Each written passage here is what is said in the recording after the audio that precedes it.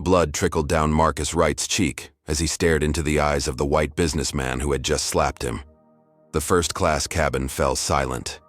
3 rows back, Marcus's father, tech mogul Elijah Wright, worth $38 billion, slowly removed his Bose headphones.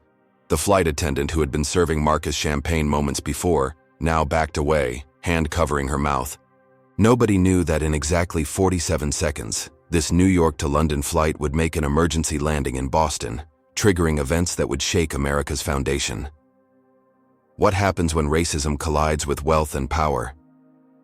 Before we dive into this shocking story, drop a comment letting us know where you're watching from.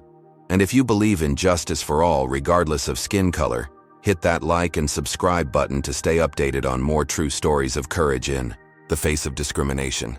20 minutes earlier, Marcus Wright had boarded the first-class cabin of Flight AA-203 with the practiced ease of someone who flew weekly.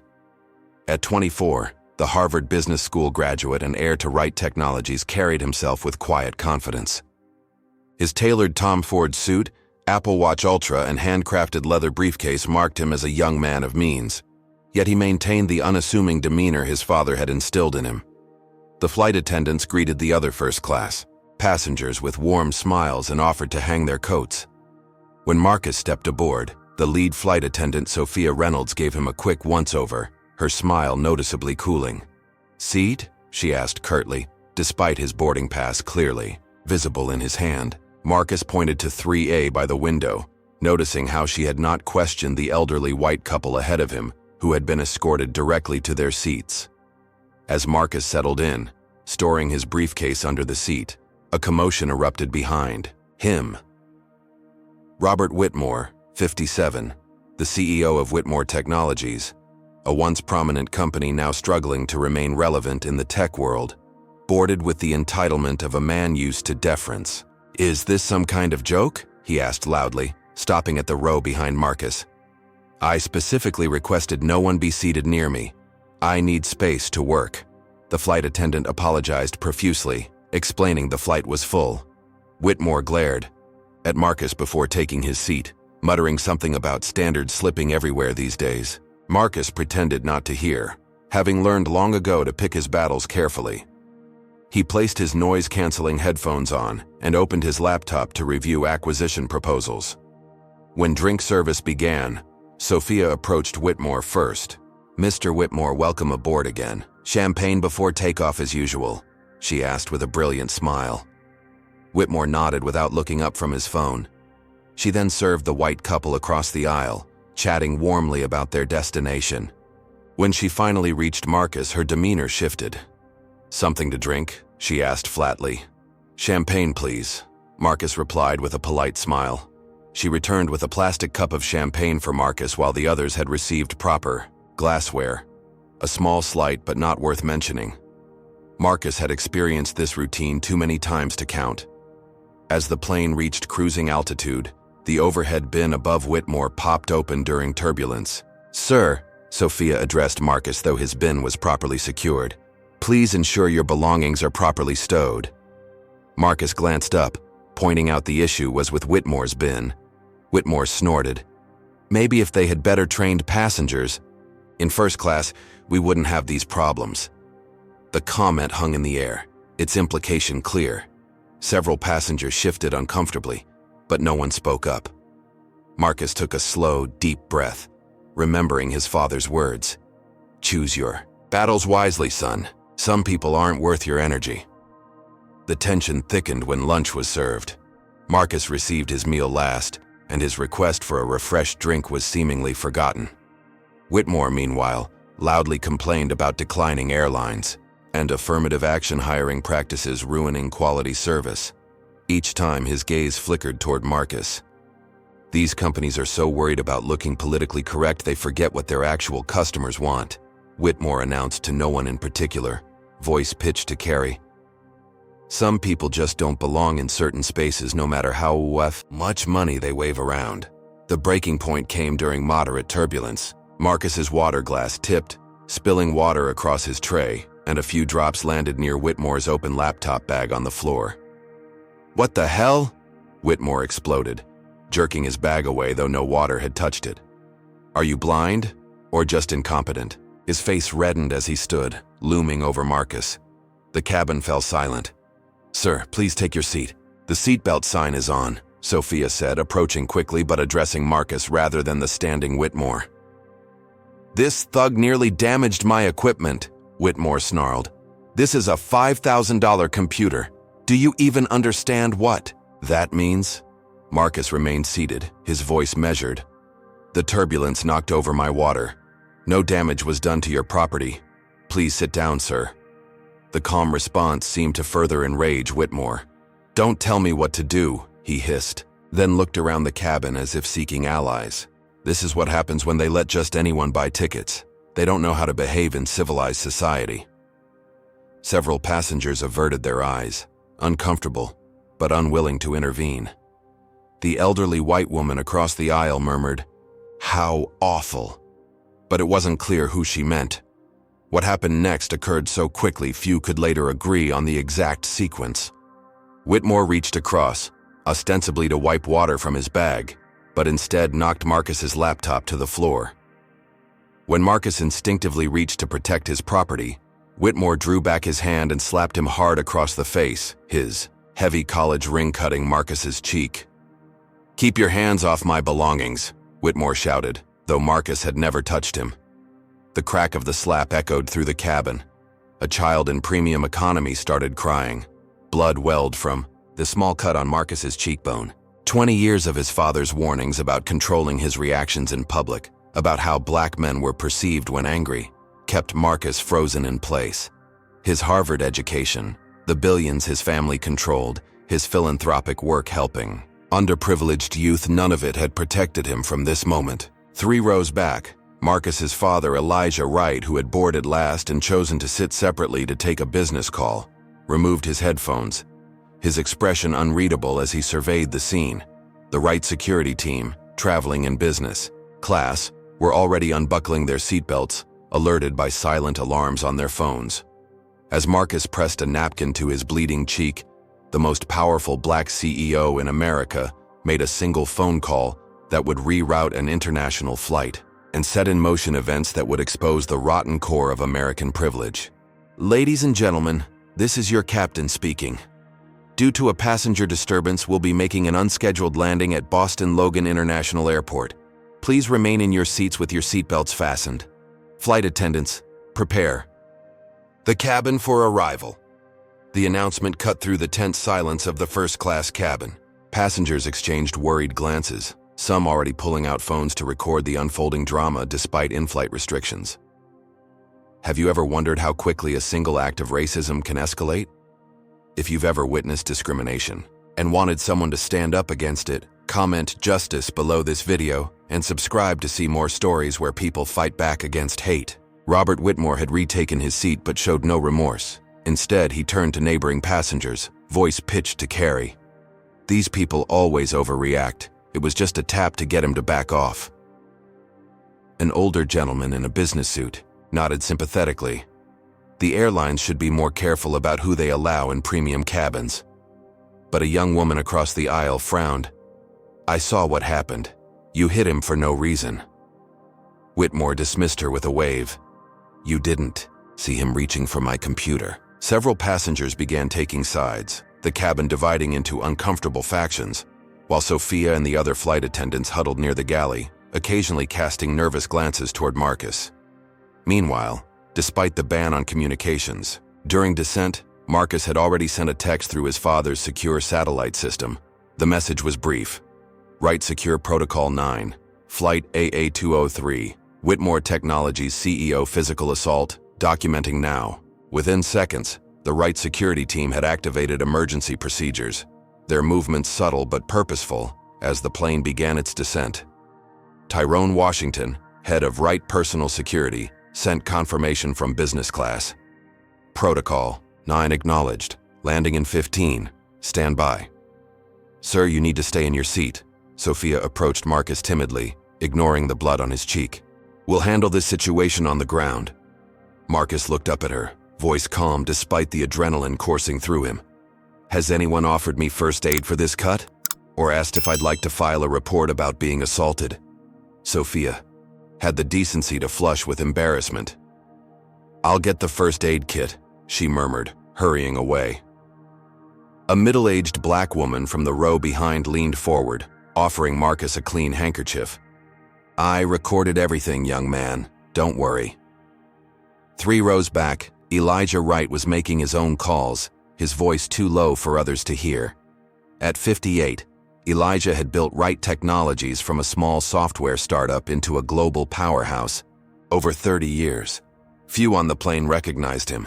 His preference for privacy meant he rarely appeared in media. Elijah had taught his son to navigate white spaces carefully, to be twice as good and half as threatening. He had hoped his wealth and influence would shield Marcus from such incidents. Now, watching blood trickle down his son's face, he realized some things money couldn't buy, not even $38 billion worth. The memory of a conversation from 15 years ago flooded back to Elijah. 9-year-old Marcus had come home from his elite private school with torn clothes and tears in his eyes after being pushed down by classmates who said he didn't belong there. "Why do they hate me, Dad?" he had asked. Elijah had sat him down and explained the truth about being black in America, no matter your socioeconomic status. "Our success makes some people uncomfortable, son. They need to believe they're superior by birthright. When you challenge that narrative just by existing, it threatens their entire worldview." He had taught Marcus to be strategic, to document everything, to build systems that would protect him when individual humans failed to do so. We can't change everyone's heart, but we can create consequences for their actions. As the plane began its final approach to Boston, passengers throughout the aircraft were already uploading videos and posting about the incident. Hashtags were forming. News outlets were being tagged. The event was becoming viral before the wheels even touched the ground. Black billionaire son and first-class racism were trending. The airline's stock had already dropped 2%. What no one on the plane knew yet was that Elijah Wright had just activated a network of responders that included not only his security team, but legal counsel, media specialists, and corporate influence that would make this incident impossible to sweep under the rug. The captain's voice came over the intercom again. "Cabin crew, prepare for landing." As the plane descended toward Boston, the atmosphere in the cabin was charged with tension. Marcus sat quietly, dignity intact despite the violence inflicted upon him. Whitmore continued his self-serving narrative to anyone who would listen, unaware that his every word was being recorded and would soon become evidence. Neither man realized that this was just the beginning, that a simple slap would escalate into a battle that would expose the endemic racism hiding behind corporate America's polished veneer. Have you ever been in a situation where you were treated unfairly because of who you are? Type 1 in the comments if you think Marcus should press charges, or 2 if you think he should handle this privately. Hit that like button if you want to see justice served, and subscribe to follow this incredible story of courage in the face of discrimination. What do you think will happen when this plane lands? Will Whitmore face consequences, or will privilege protect him once again? As Flight AA-203 touched down at Boston Logan International Airport, Marcus Wright gazed out his window at an unusual sight. 4 black Cadillac Escalade SUVs positioned on the tarmac, their engines running. Airport security vehicles formed a perimeter around them, a clear violation of standard protocol. The Wright security detail had mobilized with remarkable efficiency. Captain Reynolds announced over the intercom, "Ladies and gentlemen, we've landed at Boston Logan. Please remain seated with your seatbelts fastened. We have a situation that requires attention from local authorities before we can proceed to the gate." Robert Whitmore unbuckled his seatbelt despite the warning, standing to retrieve his laptop bag from the overhead bin. "This is ridiculous," he announced to the cabin. "I have connections in Boston. This will be resolved quickly." He pulled out his phone, already dialing as a flight attendant approached him timidly. "Sir, please remain seated until—" Whitmore cut her off with a dismissive hand wave. "Do you know who I am? I'm not sitting here for some manufactured drama. I have meetings in London in 18 hours. Outside, the aircraft stairs were being positioned as airport police vehicles joined the assemblage. The scene resembled a Diplomatic arrival rather than an emergency landing for a passenger disturbance.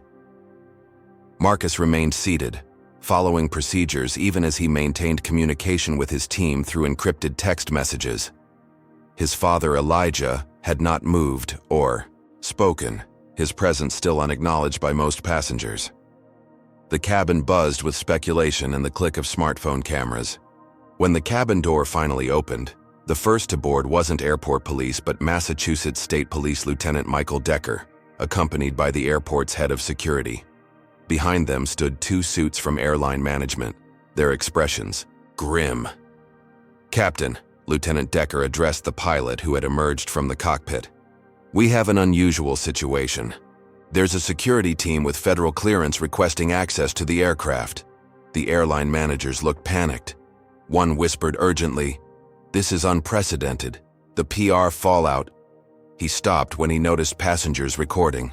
Whitmore pushed forward. "I'm Robert Whitmore, CEO of Whitmore Technologies. There's been a misunderstanding. This man," he pointed at Marcus, "became aggressive when I tried to protect my property from water damage. I merely defended myself." Lieutenant Decker regarded him coolly. "Sir, we've already reviewed several videos uploaded to social media. Please step back." Whitmore's face flushed with indignation. He pulled out his phone again. "I'm calling Commissioner Bradley right now. This is harassment." As if on cue, 4 men in impeccable suits entered the aircraft. Their leader, Tyrone Washington, a former Navy SEAL with 15 years heading Wright family security, scanned the cabin with practiced efficiency. His gaze locked first on Marcus, noting the cut on his cheek, then shifted to Elijah, who gave an almost imperceptible nod. "Mr. Wright," Washington addressed Marcus formally. "Are you all right, sir?" The question was professional, but the protective fury in his eyes was evident to anyone watching closely. "I've been assaulted," Marcus answered calmly, "and would like to press charges." Washington nodded, then turned to Lieutenant Decker. "Lieutenant, we have authorization from federal agencies to secure our principals. The Wright family has received credible threats following this incident, which is now trending online." He handed over a digital tablet displaying official documentation. Decker reviewed it, eyebrows rising. "This is unusual, but appears in order." The airline managers looked increasingly distressed. One stepped forward. "Mr. Washington, we apologize for any inconvenience to the Wright family. If we had known Mr. Elijah Wright was aboard..." Washington cut him off with a raised hand. "The identity of our principals shouldn't determine your..." "Response to assault, sir." The manager blanched, realizing his mistake too late. Passengers murmured as they connected the dots. Elijah Wright was on this flight? The Elijah Wright? Outside the plane windows, media vans were already arriving. Somehow, news of the emergency landing and its cause had leaked. Amateur footage from passengers was playing on national news networks. Justice for Marcus Wright was trending nationwide. The airline stock had dropped 5% in 20 minutes. Airline executives were frantically calling crisis management teams. Whitmore, seeing his narrative crumbling, attempted to leave. "This is absurd. I have diplomatic meetings in London." 2 of Washington's team smoothly blocked his path. "Sir, the police have questions regarding the assault." Whitmore's face contorted with rage. "Get out of my way. Do you know who you're dealing with?" His hand raised as if to strike again. Washington caught his wrist midair, his grip professional but unyielding. "I wouldn't," he said quietly. "This is outrageous." Whitmore sputtered, jerking his arm free. "Commissioner Bradley will hear about this." As if summoned by his words, Whitmore's phone rang. He answered triumphantly. "Bradley, these people are..." His expression changed as he listened. "What do you mean you can't intervene? I've supported your campaigns for years." Another pause. "Online? What videos?" The blood drained from his face as he realized his actions had been captured from multiple angles and were now being viewed by millions. Meanwhile, Elijah Wright finally stood, his presence commanding immediate attention. The cabin fell silent as he walked forward, stopping beside his son. Even Whitmore ceased his protestations. "Mr. Washington," Elijah spoke for the first time, his voice measured. "Please ensure Marcus receives medical attention for that cut. It may need stitches." He turned to Lieutenant Decker. "Lieutenant, my son wishes to press assault charges. Our legal team is already preparing documentation." The airline managers rushed forward, suddenly recognizing the man whose investment fund controlled 12% of their company's stock. "Mr. Wright, had we known you were aboard, we would have—" Again, Elijah raised his hand for silence. "Had you known I was aboard, you would have what? Prevented my son from being assaulted? Offered him proper service? Treated him with the dignity every passenger deserves regardless of who their father is?" Each question landed like a physical blow. "Your flight attendant," he continued, "witnessed the assault and did nothing. Your airline will be addressing this systematically, not just individually." As Marcus was escorted from the plane by Washington and his team, passengers held up phones recording every moment. The elderly white woman who had earlier murmured, "How awful," approached Elijah. "Mr. Wright," she said quietly, "my husband and I witnessed everything. We should have spoken up sooner. We'd be willing to provide statements." Elijah nodded gratefully. Other passengers began to offer the same, their earlier silence now weighing on their consciences. Whitmore, seeing his narrative completely collapse, made one last desperate attempt. "Right," he called out as Elijah passed his row. "You know how this works. Let's discuss this like businessmen. No need for public spectacle." Elijah paused, regarding the man who had struck his son. For a moment, the mask of professional restraint slipped, revealing a father's cold fury. "Mr. Whitmore," he replied, voice dangerously soft, "you've mistaken my son's dignity for weakness and my restraint for lack of resolve. That was unwise." He continued down the aisle without another word, leaving Whitmore to face the consequences that were only beginning to unfold. Outside, as the Wright security team escorted Marcus and Elijah to their waiting vehicles, television cameras captured the moment. The image of Marcus Wright, Harvard graduate and heir to America's largest black-owned technology company, with a blood-stained handkerchief pressed to his face, would grace every news outlet within the hour. The story was no longer just about an assault, it was about whether America's promises of equality extended even to those who had achieved its highest measures of success. By sunrise the next morning, the incident had exploded across every media platform. Cable news channels ran continuous coverage with the chyron, "Assault at 30,000 feet, Black Tech Air attacked in first class." Social media platforms were flooded with the hashtags "Justice for Marcus Wright" and "Chalk and First Class Racism." The most damning video clip, captured by the middle-aged black woman seated behind Marcus, had been viewed 27 million times overnight. It clearly showed Whitmore's unprovoked slap and captured his muttered racial slurs before and after the assault. Tech websites began analyzing Whitmore's business history, uncovering a pattern of discrimination lawsuits quietly settled over the years. In the Wright family's Manhattan penthouse, a crisis management team had assembled before dawn. PR specialist Amara Johnson guided the family through the media storm. "The narrative is largely sympathetic to Marcus," she explained, displaying analytics on a large screen.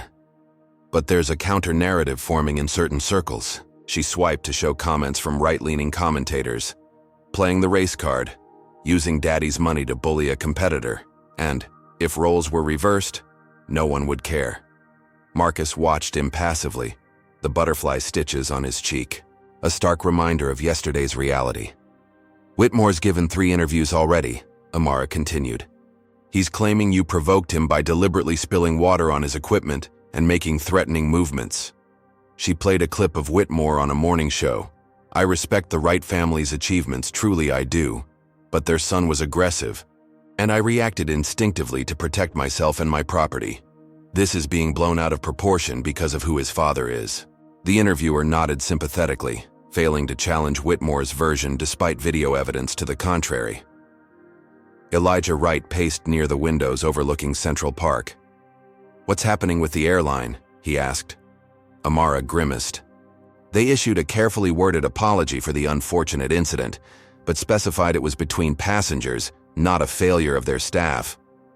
She displayed the airline statement, which emphasized their commitment to inclusivity while distancing themselves from responsibility. Their stock dropped 12% at opening today. They're in damage control mode. Marcus's phone buzzed with a text from his younger sister, Maya. "You okay? These people online are saying awful things about you." He set the phone down without replying. How could he explain that this was exactly what their father had prepared them for all their lives? That wealth and education wouldn't shield them from America's original sin? That in some eyes they would always be intruders in first class, regardless of how many billions they controlled? The Wright Technologies leadership team joined the meeting virtually, reporting that company stock had initially dropped 3% due to market uncertainty, but rebounded after Elijah's statement supporting his son. Whitmore Technologies, however, is down 17% and falling, the CFO reported with grim satisfaction. Their board is meeting in emergency session. Rumors of a no-confidence vote against Whitmore are circulating. The news should have felt like vindication, but Marcus felt only a deep weariness. "We've had our first real win," Amara announced, displaying a new press release. The airline just issued a second statement, this one much stronger. They've placed the flight attendant, Sophia Reynolds, on administrative leave pending investigation and apologized directly to Marcus and Elijah Wright. She read aloud. "We have reviewed additional footage of the incident and acknowledged that our crew member failed to follow proper protocols following a passenger assault. We are cooperating fully with authorities and conducting our own internal investigation." The room broke into applause, but Elijah raised a hand for silence. "It's not enough," he said quietly. "This isn't about one flight attendant or one CEO. It's about systems that embolden people like Whitmore while conditioning people like Ms. Reynolds to value his comfort over my son's safety." He turned to Marcus. "What do you want to do, son? This is your experience, your call." Before Marcus could answer, Amara interrupted. "You need to see this." She displayed a breaking news alert. Whitmore had just given another interview, this time on conservative news network. The clip played. "The Wright family is using their considerable wealth and influence to destroy me over a misunderstanding. They're pressuring the airline, manipulating media coverage, and threatening my company's stock value. This is nothing but reverse racism and corporate bullying." The host nodded vigorously. "Some would say this proves that the real privilege in America today is wealth privilege, not white privilege." The room fell silent. Marcus stood, anger finally breaking through his careful composure. "They've been waiting for us to make a mistake, to show anger, to confirm their narrative that we're aggressive, that we don't belong in the spaces we've earned." He pointed to the screen where Whitmore's interview continued. "He struck me in front of dozens of witnesses on camera, and somehow he's positioning himself as the victim."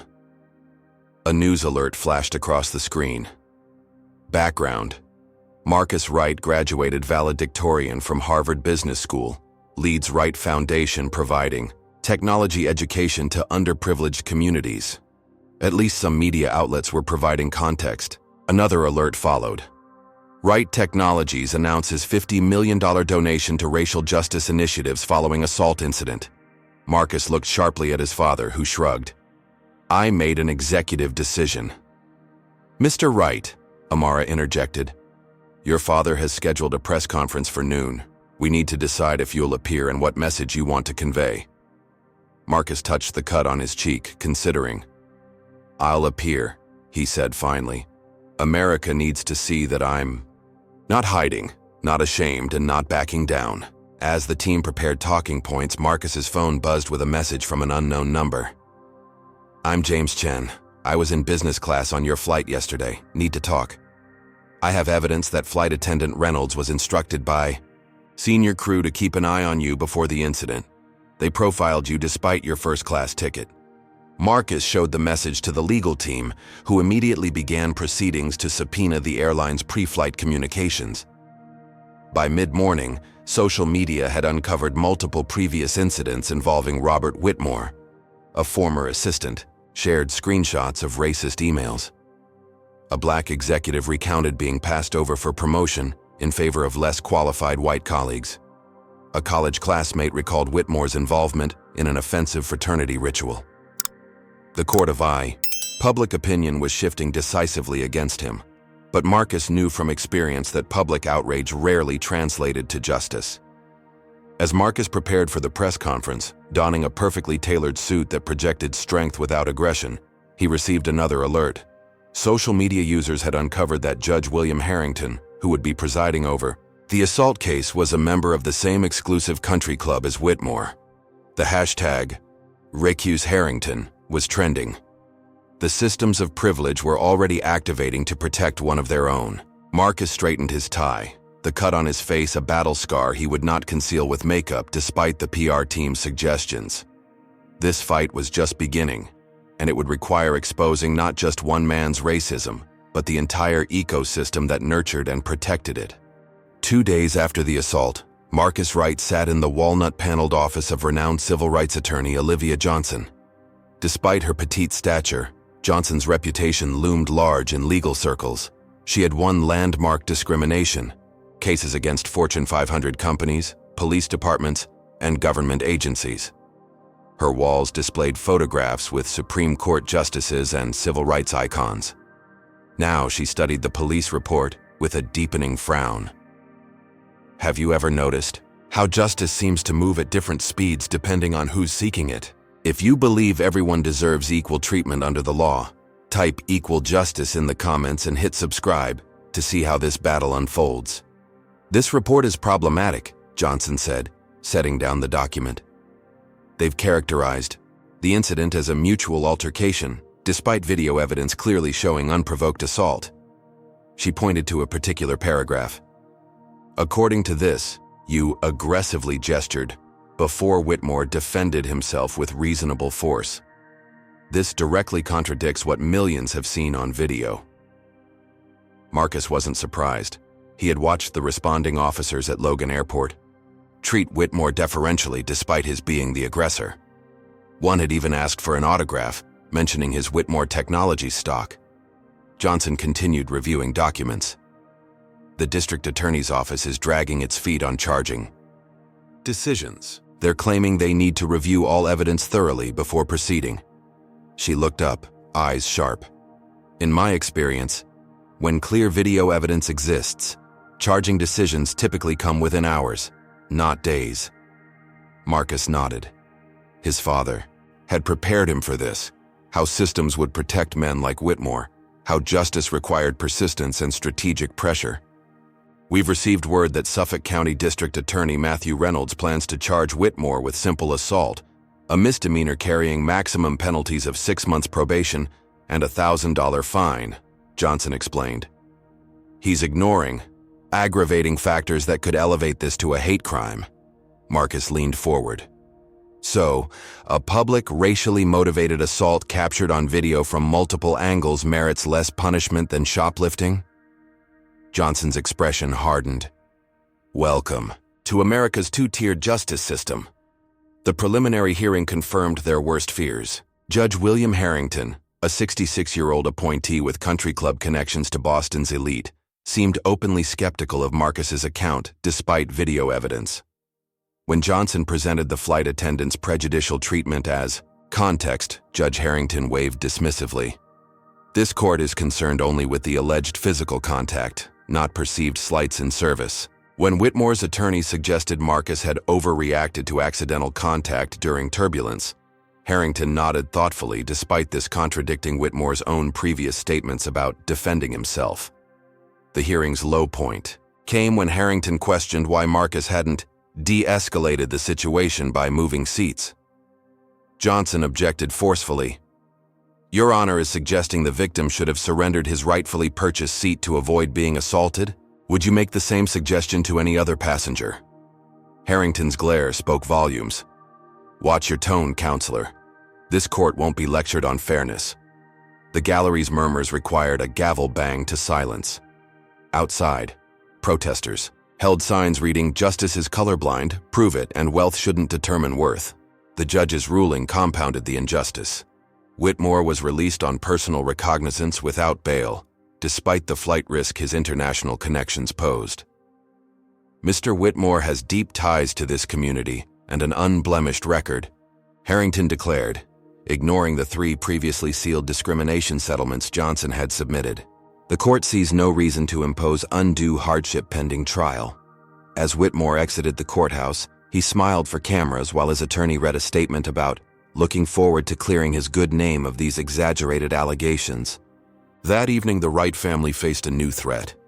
Their Manhattan building security intercepted a package containing a death threat specifically mentioning Marcus. The note, typed on expensive stationery, read, "Know your place. Next time it won't be just a slap."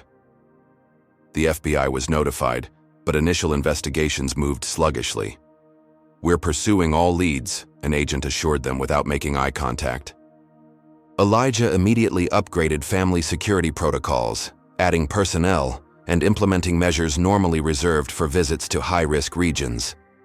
The next blow came from an unexpected direction. A leaked police report appearing first on a conservative blog site portrayed Marcus as the aggressor, claiming he had repeatedly invaded Whitmore's personal space and made threatening gestures. The report, supposedly from a flight attendant's supplementary statement, directly contradicted video evidence but was picked up by several news outlets before being questioned. Wright family attorneys filed complaints about the leak, but damage was done. Comment sections filled with people declaring, "I knew there was more to the story." "They're trying to get the case dismissed before trial," Johnson explained during an emergency strategy session. "If public opinion shifts enough, if they can create sufficient doubt about what happened despite video evidence, Harrington could claim insufficient grounds to proceed." The legal team's investigations had revealed Harrington's connections to Whitmore ran deeper than initially thought. The judge's son worked for a firm that handled Whitmore Technologies' commercial real estate acquisitions. Meanwhile, Marcus faced increasing scrutiny of his personal life. Reporters dug into his Harvard years. University disciplinary records were mysteriously leaked, showing a freshman-year argument with a roommate that had been resolved through mediation. The incident, Marcus objecting to the roommate's Confederate flag display, was spun as evidence of him being confrontational and race-obsessed. Former classmates were offered money for negative stories. Most refused, but tabloids ran with vague quotes from anonymous sources claiming Marcus had been aggressive and difficult. The Wright family's business interests came under attack too. Elijah discovered that major government contracts under negotiation with Wright Technologies were suddenly under review. A Defense Department contact quietly informed him that concerns about company stability had been raised by someone with cabinet-level connections. Longtime business partners received calls suggesting they might want to diversify vendor relationships away from Wright Technologies. The message was clear. Pursuing justice against Whitmore would have far-reaching consequences. "They're trying to break us financially and emotionally," Elijah observed during a family meeting. "This goes beyond Whitmore himself. We're challenging a system that protects certain people from consequences." Maya, Marcus's younger sister, who had been subjected to harassment at her boarding school from classmates saying her brother played the race card, asked the question weighing on everyone's, "Is it worth it?" The family fell silent, the enormity of their fight settling heavily in the room. Marcus stared out at the New York skyline, contemplating what it meant that all his family's achievements, all their wealth and influence, still hadn't protected him from being slapped for existing in first class. If they, with every possible advantage, couldn't secure simple justice, what hope did millions of others have? "We have to continue," he said finally. "Not just for me, but because we can afford this fight in ways others can't." As if the universe were testing his resolve, Marcus's phone buzzed with a news alert.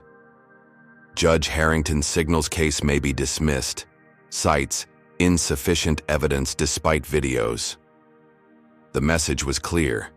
The system was closing ranks to protect one of its own. But what Whitmore and his allies failed to understand was that the Wright family hadn't built a technology empire by backing down from challenges. They had contingency plans that were already in motion, and this battle was far from over. Do you think wealth and power should shield people from facing consequences for their actions? Comment 1 if you believe justice should be equal for everyone regardless of status, or 2 If you think the powerful will always find ways to escape accountability, hit that subscribe button if you want to see what happens when someone with resources fights back against a system designed to protect privilege. What would you do in Marcus's position? Back down to protect your family and business, or risk everything to seek justice? While the legal battle stalled in the courts, Robert Whitmore launched an all-out corporate war against Wright Technologies. 3 weeks after the incident, Elijah Wright received calls from 5 major corporate clients within a single hour, all delivering variations of the same message. They were reconsidering their vendor relationships. A government defense contract worth $300 million, which Wright Technologies had been the front-runner to secure, was suddenly delayed for additional review. Industry analysts were puzzled by the shift, but Marcus and Elijah understood immediately. Whitmore was leveraging his connections. "He's called in every favor," reported Wright Technologies' chief intelligence officer, a former FBI analyst who monitored corporate threats. "Whitmore's on the board of the Business Roundtable with the CEOs of 3 of our biggest clients. He's also golfing buddies with Defense Secretary Williams." She displayed a complex network diagram showing Whitmore's surprising reach despite his company's declining market position. "He's essentially telling everyone, do business with Wright Technologies, and you're making an enemy of me and my entire network." The stock price manipulation began next. Wright Technologies had maintained steady growth for years, but suddenly financial news outlets ran speculative pieces questioning the company's future viability and leadership stability. Anonymous sources cited concerns about the Wright family's focus on personal vendettas rather than shareholder value. Within days, Wright Technologies stock dropped 12% despite no fundamental changes in the company's performance. Investigation revealed coordinated short selling by investment firms with connections to Whitmore's associates. "He can't compete with us technologically, so he's trying to destroy us through backroom dealing," Elijah observed during an emergency board meeting. The company's directors, initially supportive of the family's pursuit of justice, were growing nervous as millions in market capitalization evaporated. One board member, representing a significant institutional investor, asked delicately if pursuing the personal matter might be reconsidered in light of fiduciary responsibilities to shareholders. Elijah's response was unequivocal. "If we allow ourselves to be bullied into dropping a legitimate assault case because it affects our stock price, we've already lost something more valuable than money." The boardroom fell silent. Elijah Wright hadn't built a technology empire by surrendering to pressure, and he wasn't about to start now. "Prepare for battle stations," he instructed the executive team. "We have contingency plans for exactly this scenario." Meanwhile, Marcus had been conducting his own investigation. As Chief Innovation Officer, he had unparalleled access to Wright Technologies' cutting-edge cybersecurity systems. While reviewing unusual patterns in attempted network intrusions, he discovered something alarming. The signatures matched those previously identified from industrial espionage attempts traced to Whitmore Technologies. "They're not just attacking our business relationships," Marcus reported to his father. "They're trying to steal our new quantum encryption protocols." Further investigation revealed a coordinated campaign. Anonymous hackers targeted Wright family members' personal accounts and devices. Maya's private social media photos were stolen and doctored with offensive captions, then distributed to her school peers. Elijah's ex-wife received threatening calls. Marcus's Harvard classmates were contacted by journalists offering payment for negative information. The Wright family home security system detected sophisticated intrusion attempts, both electronic and physical. The turning point came when Marcus, working with Wright Technologies' top security team, uncovered evidence that Whitmore Technologies had engaged in corporate espionage against multiple competitors, not just Wright Technologies. The evidence included payments to hackers, confidential documents stolen from competing firms, and detailed logs of trade secret theft. "This goes back years," Marcus explained to the company's legal team. "They've been stealing intellectual property from at least 5 major competitors. We have the records of data exfiltration, payment trails, everything." Within hours of this discovery, Marcus submitted comprehensive evidence to the Securities and Exchange Commission. By the following morning, SEC investigators had arrived at Whitmore Technologies headquarters with subpoenas. The company's stock plummeted 28% in a single day. Financial news networks that had questioned Wright Technologies' stability now ran breaking stories about potential criminal charges against Whitmore's company. Corporate espionage scandal rocks tech industry scrolled across tickers nationwide. Robert Whitmore held an emergency press conference, appearing disheveled and defensive. "These allegations are completely fabricated," he insisted, voice strained.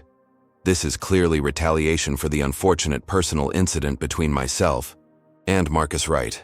Wright Technologies is weaponizing federal agencies against a competitor, but the evidence spoke for itself. Internal emails, financial records, and server logs established a damning pattern of illegal corporate behavior spanning years. The Wright family had won this battle, but Whitmore's network continued fighting the war." Despite the SEC investigation, Whitmore's allies in Washington managed to stall the proceedings through procedural maneuvers. The promised defense contracts remained under review. Wright Technologies' major clients, though troubled by the Whitmore revelations, remained hesitant to renew contracts while uncertainty persisted. "They're waiting to see who ultimately prevails," explained Wright's chief strategy officer. "No one wants to back the losing side." Employing a strategy straight from intelligence operations, Wright Technologies deployed its proprietary AI security system, Atlas, to monitor communications and identify coordination among Whitmore's network. The system, designed to protect corporate clients from state-sponsored cyber threats, mapped conversation patterns across public statements, social media, and financial movements. The results confirmed their suspicions. A coordinated campaign, orchestrated through a private communication channel involving over 30 high-level executives and government officials. "They have a private Slack channel called Market Correction," explained the chief security officer, displaying the evidence. "They're coordinating everything from stock trades to media stories to government contract delays. They even discussed how to approach Judge Harrington about dismissing your case." The revelation was both validating and disturbing. Validating because it confirmed Whitmore wasn't acting alone. Disturbing because it exposed how easily the system could be manipulated by those with the right connections. Elijah Wright, examining the evidence, recognized that they were fighting not just one man, but an entrenched network protecting its own. "This is bigger than Whitmore," he told Marcus. "This is about who gets to participate in American prosperity and who gets punished for trying." The Wright Technologies board, seeing the extent of the coordinated attack, unanimously pledged support for continuing both the legal fight and the corporate counteroffensive. They weren't just defending a company now, they were exposing a system of privilege that operated in the shadows. As the corporate battle reached a fever pitch, with both companies trading blows in the marketplace and media, Marcus received an unexpected message. A senior engineer who had recently left Whitmore Technologies requested a secure meeting. "I can't continue to watch this," the engineer told Marcus in a monitored safe room. "What Whitmore did to you was inexcusable, but what he's doing to his own employees is worse. He's scapegoating ethnic minorities within the company for the corporate espionage that he personally directed." The engineer provided internal communications proving Whitmore had ordered junior staff of color to conduct illegal activities, positioning them to take the fall if discovered. With this new evidence, the Wright family and their company had significantly strengthened their position. The SEC investigation expanded in scope. Media coverage shifted, emphasizing Whitmore's apparent pattern of exploiting racial dynamics for personal gain. The corporate war was turning in the Wrights' favor, but everyone understood this was just one front in a multi-layered battle. As Elijah had warned from the beginning, men like Whitmore never accepted defeat gracefully, they just changed tactics. The question was, what would Whitmore do next, and how personal would it become? The morning Marcus was scheduled to give a deposition in the assault case, a bombshell interview hit the morning shows. Jennifer Richards, who had dated Marcus briefly during his second year at Harvard, sat poised and rehearsed as she recounted allegations of controlling behavior and verbal abuse. "He was always so conscious of appearances," she claimed, dabbing at dry eyes with a tissue. "In public, he was charming, but in private, he had a temper. If things weren't perfect, he'd snap. The interviewer nodded sympathetically, asking leading questions while displaying photos of the couple from 7 years earlier. What the interview didn't mention was that Jennifer had received a wire transfer of $75,000 the previous day from a shell company traced back to Whitmore's personal attorney. It didn't mention that she had signed a non-disclosure agreement specifying exactly what allegations to make. And it certainly didn't mention that her current boyfriend worked for a firm handling Whitmore Technologies' public relations. The character assassination had been meticulously planned to undermine Marcus's credibility before his testimony. "They're going personal," Olivia Johnson informed the Wright family during an emergency meeting. "This is actually good news. It means they're desperate and running out of legal options." Marcus sat stone-faced, watching clips of a woman he had dated for 3 months years ago describing him as Jekyll and Hyde and obsessed with racial slights. Elijah placed a supportive hand on his son's shoulder. "We anticipated this. It's from the playbook. When you can't attack the facts, attack the character." The personal attacks escalated rapidly. Private investigators hired by Whitmore began approaching anyone who had ever interacted with Marcus. Former classmates, professors, household staff, even baristas at coffee shops he frequented. Substantial sums were offered for any information that could be spun negatively. Most refused, but enough participated to create a steady drip of distorted stories and outright fabrications. Conservative media outlets ran segments questioning whether Marcus had a history of provoking confrontations over perceived racism. Wright Technologies' security team intercepted communications revealing Whitmore had engaged Sterling Risk Management, a notorious dark PR firm specializing in high-stakes corporate battles. Their playbook included creating fake social media profiles to spread misinformation, pressuring journalists with compromising information to slant coverage, and manufacturing grassroots opposition.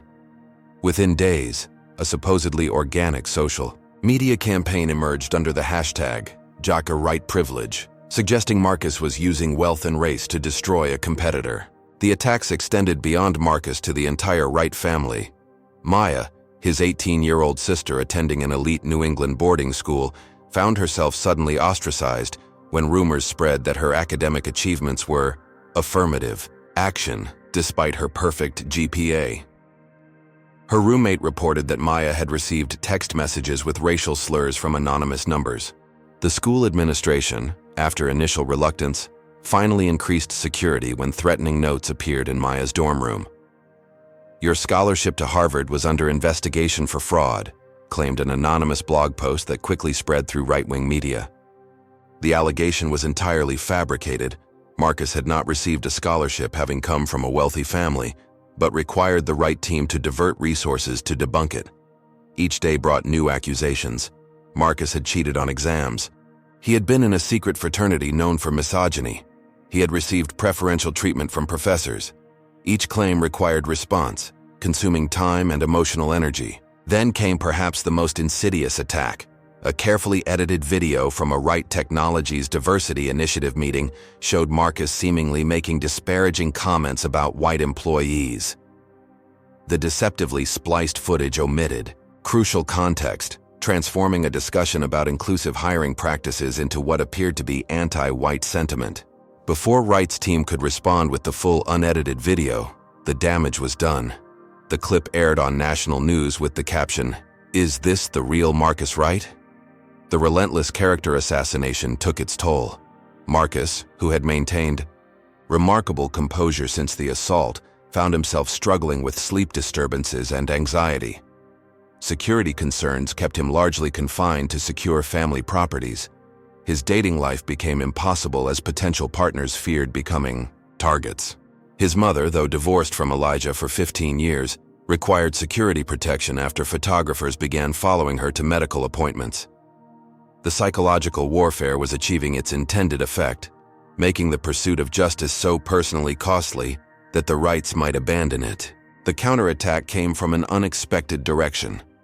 Jennifer Richards, Marcus's ex-girlfriend, contacted Olivia Johnson 3 weeks after her television appearance. Visibly distraught in the recorded meeting, she admitted being paid to lie. "They coached me for days on exactly what to say," she confessed. "They had lawyers review my statement to ensure it was defamatory without being provably false." Her conscience, she explained, couldn't bear the weight of the deception, especially after seeing Maya being targeted. I dated Marcus for a few months. He was kind, respectful, nothing like what I described on TV. Jennifer's recantation, released simultaneously to multiple media outlets, shifted the narrative dramatically. The detailed evidence she provided of payment and coaching exposed the orchestrated nature of the smear campaign.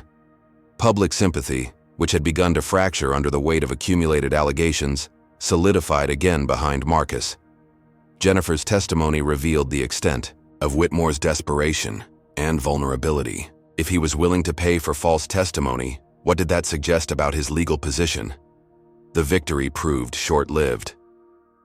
2 days after Jennifer's revelation, Wright Technologies' head of security detected unusual patterns in Marcus's personal communications. A full security sweep discovered sophisticated surveillance devices in his apartment, office, and vehicles. The infiltration extended to electronic surveillance of his email, phone, and messaging applications. More disturbing still, analysis indicated the surveillance had been active for weeks, capturing private conversations with attorneys, a serious criminal violation that could compromise the entire legal case. As security teams worked to secure Wright family properties and devices, Marcus found himself battling symptoms his therapist identified as post-traumatic stress. Random loud noises triggered fight-or-flight responses. He checked and rechecked doors, windows, and security systems.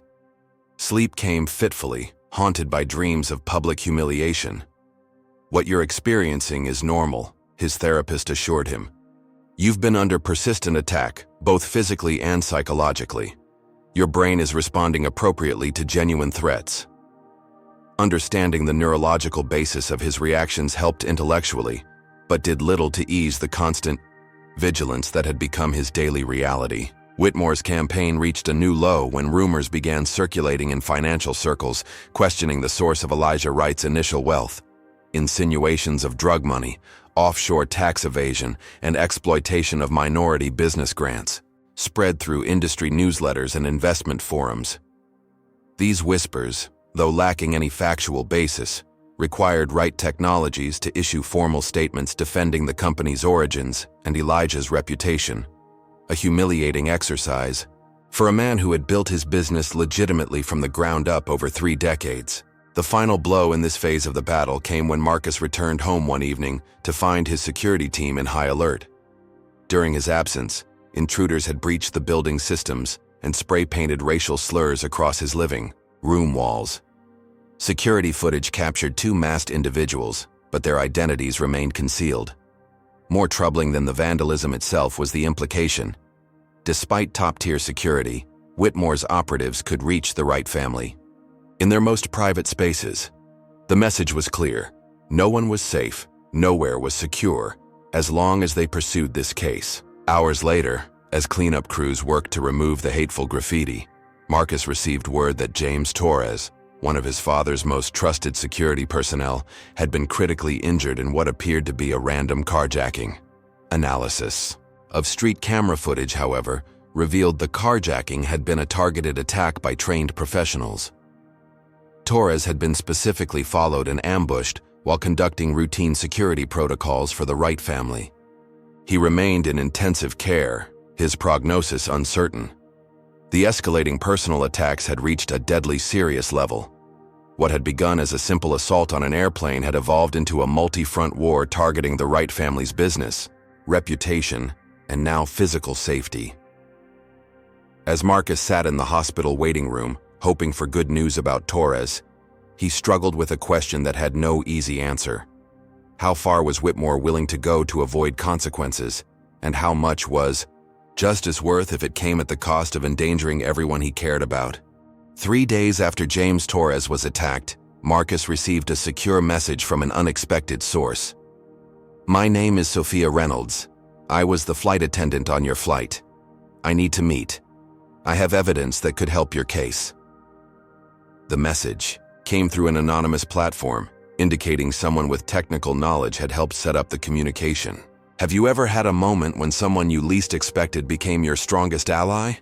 Comment, Unexpected hero if you've ever been surprised by who stood up for you when it mattered most. And hit subscribe to see how this crucial witness changes everything in Marcus's fight for justice. Marcus approached the message with caution.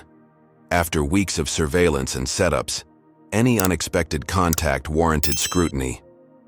Wright Security vetted the communication, confirming it had indeed come from Sophia Reynolds, the flight attendant, who had treated Marcus differently from other first-class passengers and failed to properly respond to his assault. The security team arranged a meeting at a secure location with multiple layers of protection against surveillance or ambush. When Sophia arrived, she appeared nervous, but determined. Her hands trembled slightly as she placed her phone and a small USB drive on the table. "I should have come forward sooner," she began, avoiding direct eye contact. "What happened to you was wrong, and my response, or lack of response, was wrong too." Marcus studied her carefully, saying nothing. After weeks of attacks and false allies, he had learned to let people reveal their true intentions before responding. "The airline is claiming I acted independently, that I failed to follow protocols," Sophia continued.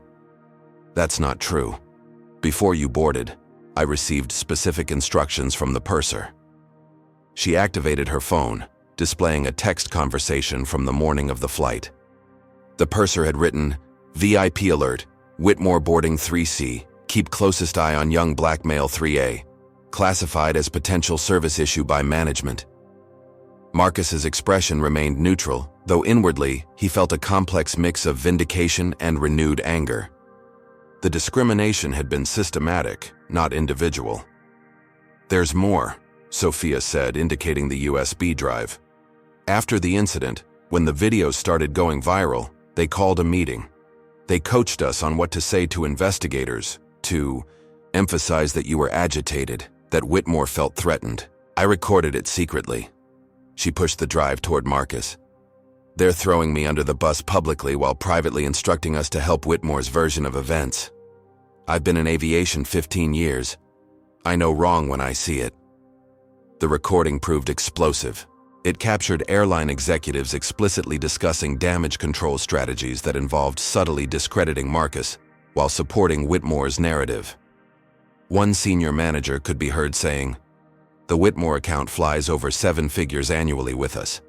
The Wright business, while substantial, isn't irreplaceable. Our priority is clear."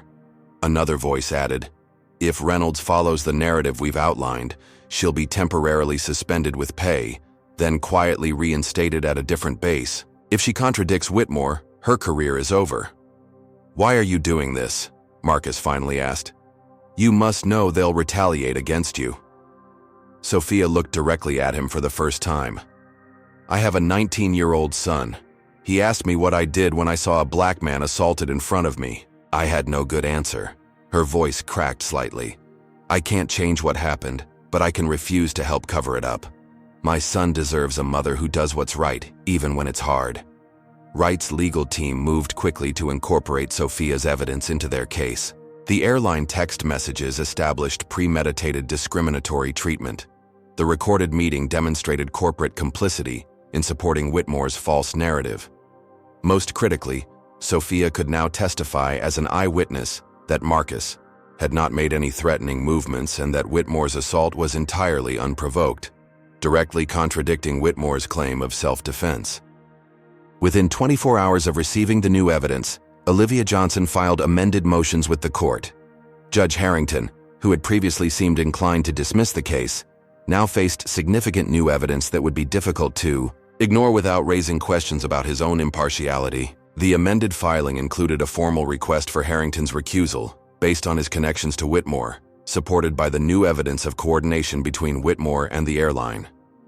Just as the case gained new momentum, Whitmore's team struck back at Sophia. Less than a week after meeting with Marcus, she received termination papers citing violation of company confidentiality policies and recording of internal meetings without consent. The legal grounds for her firing were technically sound, but the timing made the retaliatory nature obvious. Financial pressure followed immediately. Her company health insurance would end in 30 days, leaving her without coverage for ongoing treatment for a chronic condition. The intimidation escalated quickly. Sophia's landlord suddenly discovered building code violations requiring her to vacate her apartment within 15 days. Her son's college financial aid package was mysteriously reviewed and reduced. Anonymous calls came at all hours. Her personal banking information was leaked online. When brake lines on her car were found cut, Wright Security stepped in, moving Sophia and her son to a secure location and providing full protection protocols. Media attacks on Sophia began within days. Anonymous sources questioned her work history, suggesting she had performance issues long before the incident. Her dating history was scrutinized, with emphasis on a relationship with a man who had a criminal record for fraud. A carefully curated selection of her social media posts appeared on conservative news sites, presenting her as anti-law enforcement and racially biased against white passengers. Her high school yearbook was combed for embarrassing photos and quotes. "They're trying to destroy her credibility before she can testify," Olivia Johnson explained during a strategy session. "It's straight from the playbook. Discredit the witness so thoroughly that their testimony carries less weight." Marcus, watching news coverage painting Sophia as unreliable and opportunistic, felt a heavy responsibility for her situation. "She's losing everything because she decided to tell the truth about what happened to me." Elijah Wright made an executive decision. Ms. Reynolds will be compensated for any financial losses resulting from her testimony. Our foundation will cover her son's full college expenses and will ensure she has employment opportunities after this is resolved. When his legal team raised concerns about the appearance of paying for testimony, Elijah was firm. "We're not paying for her testimony. We're ensuring that doing the right thing doesn't destroy her life." There's a difference. Despite the support, Sophia's ordeal took a visible toll. During preparation sessions with Wright's legal team, she appeared increasingly anxious. "They know everything about me," she confided to Marcus during a break. "Things even my closest friends don't know. They're threatening to expose personal medical information from years ago." Though Wright Security had secured her physical safety, the psychological warfare continued relentlessly. Nevertheless, Sophia's testimony and evidence strengthened the case dramatically. The prosecuting attorney, who had previously seemed reluctant to pursue serious charges, now had compelling evidence not just of assault, but of a coordinated effort to obstruct justice.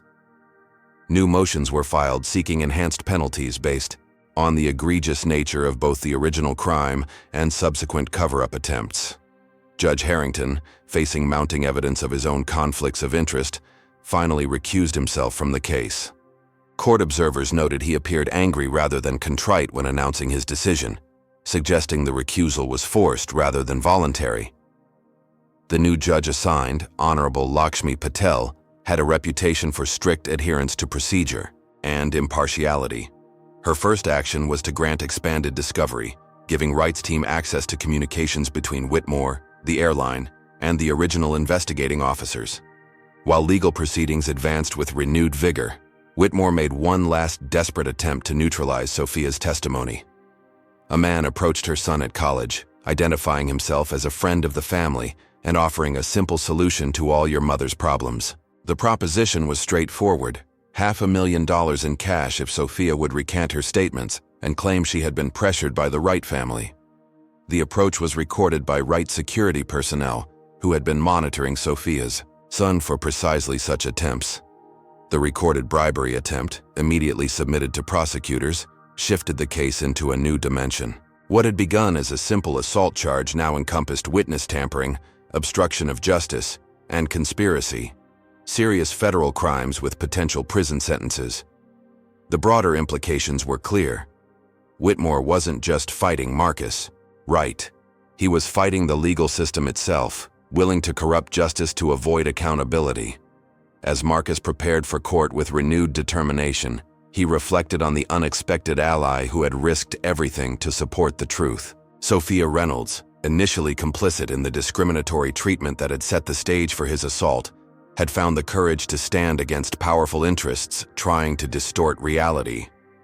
Her journey from reluctant participant to crucial witness reminded Marcus that sometimes justice found its champions in the most unexpected places. With Sophia's testimony and evidence, The case that Whitmore's network had nearly succeeded in burying was now stronger than ever, and the system that had protected him was beginning to show critical cracks. What would you risk to stand up for? The truth? Have you ever had to choose between what's easy and what's right?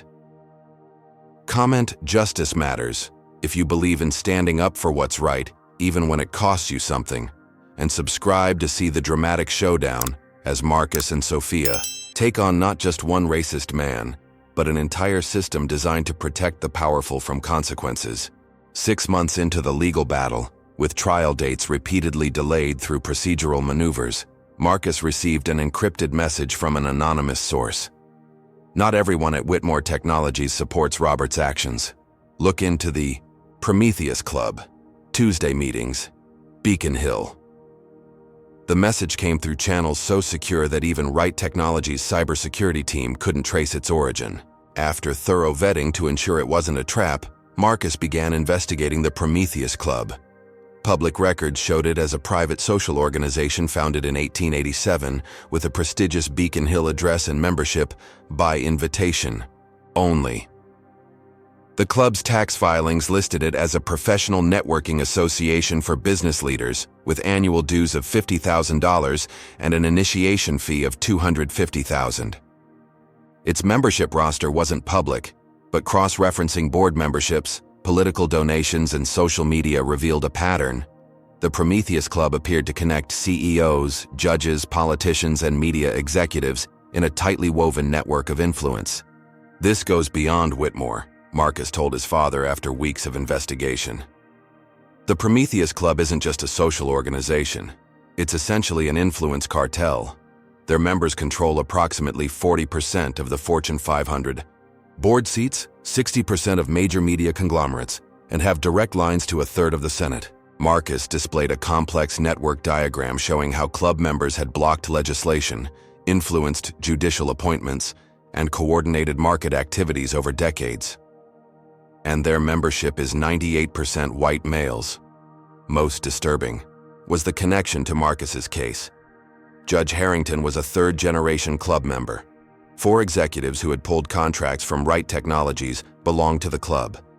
The district attorney who had initially declined to pursue serious charges was married to a club member's daughter. The web of connections explained the coordinated resistance they'd encountered. It wasn't just Whitmore's personal influence, but an entire system activating to protect one of its own. "They're meeting tonight," Marcus said, studying surveillance, photos of the club entrance. "I need to know what they're saying about our case." Elijah immediately objected. "Absolutely not. It's too dangerous. We'll find another way."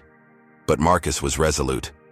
"They've attacked our company, our reputation, and our people. They've invaded every aspect of our privacy. It's time we heard directly from them."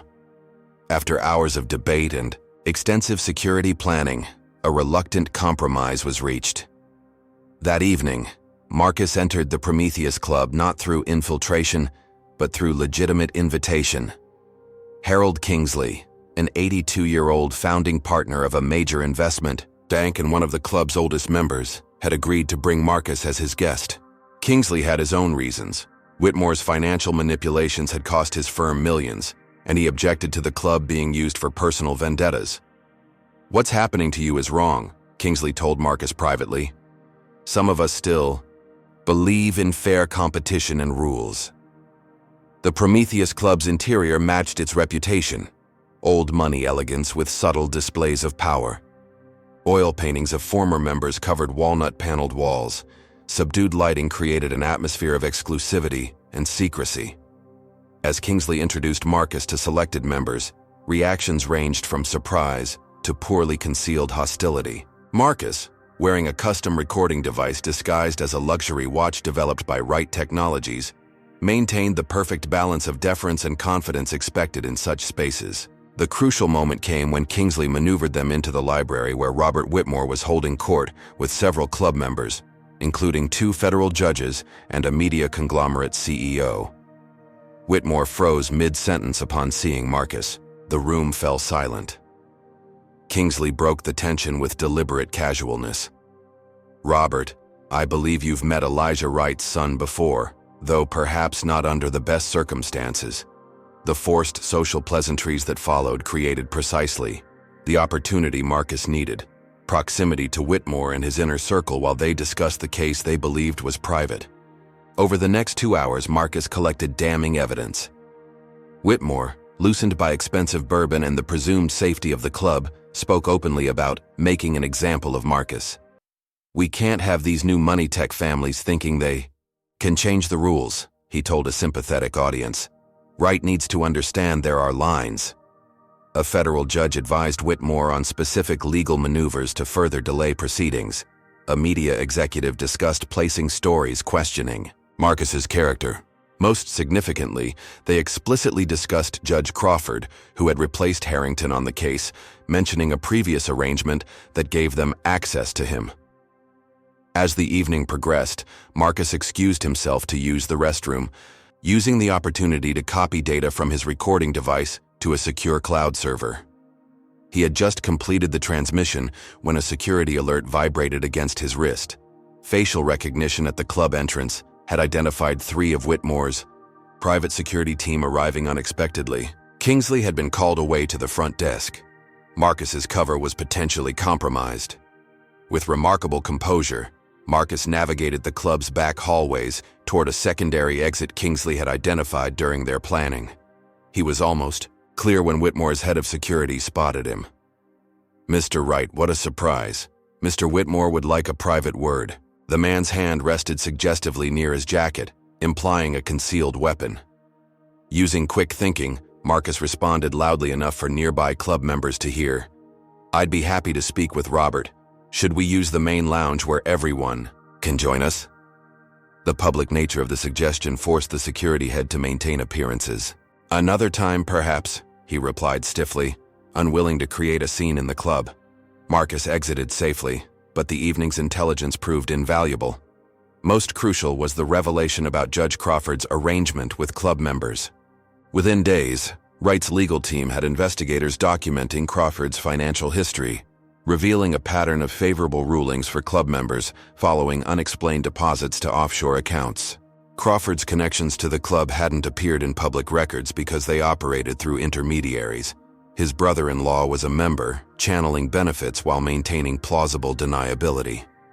With this evidence, Marcus had uncovered not just bias in his own case, but systemic corruption affecting countless legal proceedings. The implications extended far beyond his assault. The Prometheus Club essentially operated as a shadow justice system, predetermining outcomes for its members through a combination of social pressure, financial incentives, and implied future rewards for cooperative officials. The club's influence explained how Whitmore had seemingly bent multiple institutions to his will, despite the clear video evidence against him. The recording from the Prometheus Club created a difficult ethical dilemma. Using it as evidence risked exposing Kingsley, who had taken significant personal risk to help. However, not using it meant allowing corrupt practices to continue. After careful consideration and consultation with Kingsley himself, a strategy emerged. The evidence would be anonymously provided to federal investigators outside the potentially compromised local jurisdiction, while simultaneously securing Kingsley's position through carefully documented evidence of Whitmore's financial manipulation affecting club members. The gambit worked. Federal prosecutors, presented with evidence of judicial corruption, launched a quiet investigation. Judge Crawford, upon learning of federal interest in his finances, suddenly ruled favorably on admitting Sophia Reynolds's testimony and the airline evidence, an apparent attempt to distance himself from any appearance of bias. Whitmore, sensing the shift, disappeared from public view. Canceling appearances and claiming a minor health issue required his attention. The sudden absence sparked rumors and further media scrutiny. Marcus had won a significant victory by exposing the underground network that had protected Whitmore, but the revelation came with sobering implications. The Prometheus Club represented just one node in a larger system of privilege that operated largely unseen, determining who received justice and who didn't, based on factors having nothing to do with law or evidence. As Marcus reviewed the network, diagrams showing how club members influenced everything from judicial appointments to media narratives. He realized their battle against Whitmore had evolved into something much larger, a challenge to entrenched power structures that maintained racial and economic hierarchies while presenting a public face of impartiality. Elijah, reviewing the evidence with his son, expressed both pride and concern. "You've uncovered something important, something that affects far more people than just us. But exposing this system makes you an even bigger target." Marcus nodded, understanding the escalated stakes. "They were already trying to destroy us, Dad. At least now we know why, and who we're really fighting." The Wright family had moved beyond seeking justice for a single assault. They were now challenging the very machinery that allowed such injustices to persist without consequences. The question remained, how would Whitmore and his network respond when truly cornered? 3 weeks after the Prometheus Club infiltration, Marcus Wright was working late at Wright Technologies headquarters when security alerts blared throughout the building. "Intruder alert, executive floor. All personnel implement lockdown protocols." The system detected 4 armed individuals who had somehow bypassed the building's outer security perimeters. Security camera footage showed men in tactical gear with professional equipment. This was no random break-in, but a coordinated attack by trained operatives. Marcus followed emergency protocols, entering a secure panic room adjacent to his office. From there, he accessed the building's security systems, tracking the intruders' movements.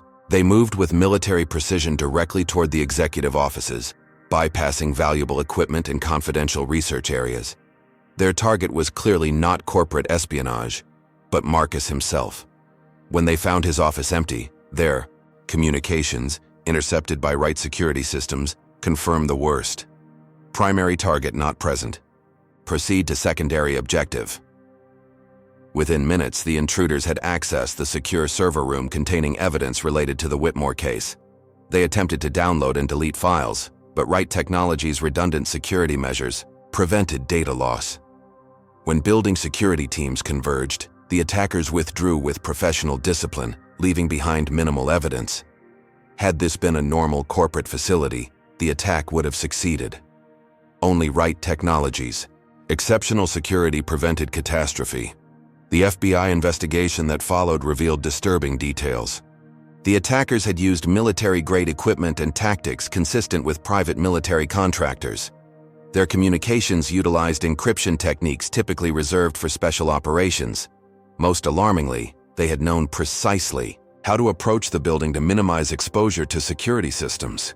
Information available only to someone with inside knowledge of Wright Technologies' security protocols. While authorities investigated, Elijah Wright received news that cut even deeper.